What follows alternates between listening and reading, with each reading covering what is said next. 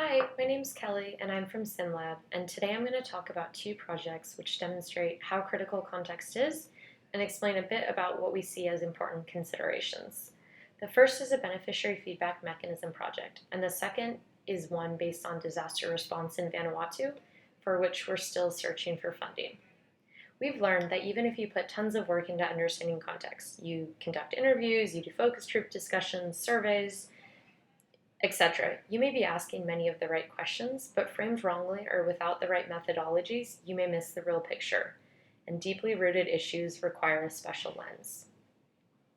Our beneficiary feedback mechanism project, pictured here, took place in Tanzania and Somaliland, where we conducted a thorough context analysis process with female beneficiaries, which revealed high levels of use and access to mobile, stable GSM network, and a strong interest in using SMS to provide feedback.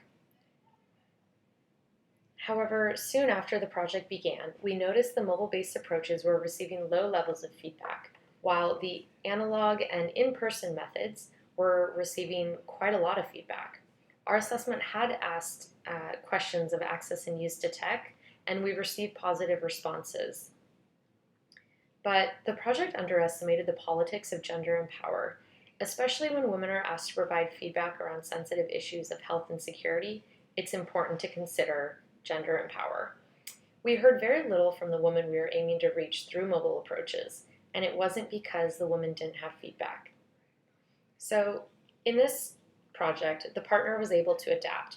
They scaled back on the mobile-based approaches, and they relied more on the existing low-tech options, such as suggestion boxes in town centers, group discussions, and more. And by the end of the project, over 80% of feedback was being received through these low-tech means. That brings us to our next project, Vanuatu, a small island nation in the Pacific, which in 2015 was hit by an earthquake, a volcano, and then Cyclone Pam. These events devastated the country, but natural disasters just aren't foreign here. Vanuatu is the world's most at-risk country for natural hazards.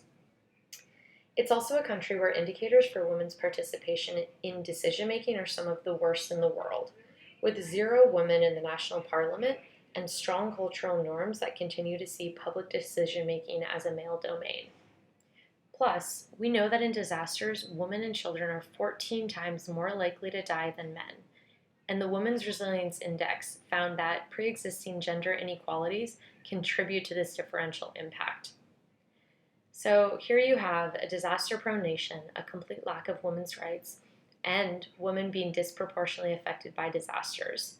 It equals a real challenge, but using systems thinking, women-centered design, and groundwork together with technical tools to support the project, we could create a program to increase outcomes for communities in disasters.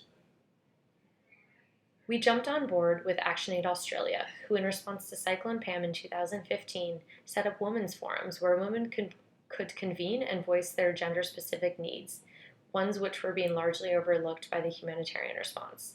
These groups continued to gather far after the humanitarian actors had left Vanuatu, and they're still up and running. Right now, over 4,000 women belong to the groups, and they gather together in some of the most remote and affected islands of Vanuatu. The groups talk about women's rights, disaster prevention, leadership, conflicts in the community, and more. And we saw the groups as a great foundation on which we could build a larger disaster response program.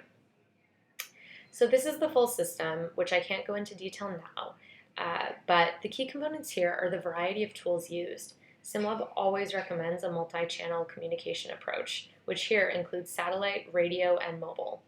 It also includes communication loops, plus women's involvement throughout the entire project lifecycle. The two major components that support a context-sensitive and relevant project are an information and communication needs and habits assessment to ensure we properly understand the context, including the communication landscape. And building off the assessment, we'd work with women to co-create an assessment for a needs assessment. So what does this look like in practice? Working with the women's groups, we would undertake a gender-sensitive context assessment to see what women use to communicate, what they have access to, and what they prefer. For instance, find out what's resilient and what worked in Cyclone Pam. We'd implement different open-ended methodologies, such as digital days, to ensure we're not leading women to our assumptions. We'd then work with women to teach them basic data collection skills, and they'll begin feeding data into the government's National Disaster Management Office. The women will update information that they've deemed important to their community's resilience, and ones which, without women reporters, would be largely overlooked. Next, the data from women would be aggregated to form a constantly updating baseline, which over time would not only ensure the communication channels are accessible and well-functioning, it would also ensure information is as close to real time as possible. Out-of-date baselines greatly delay response. So this is an example of an incoming SMS report. Women's locations would be pre-mapped so that in an emergency we know where they're reporting from, and they can send structured SMS informing on the needs of their community. This will give the government critical information about where to prioritize aid, and we'd also pre-position resilient communications such as satellite phones to be a backup. Data will be structured and fed into a decision-friendly dashboard to align incoming aid with the needs on the ground, and to also communicate back with women, letting them know when help can be expected, safety tips, and to provide a link so they know they're being listened to. This can create a paradigm shift in humanitarian aid, involving local communities and data collection, especially in challenging island nations where the first responders must be the community. This is just some of the work we're doing on context assessments, and it's an area we're eagerly chasing after.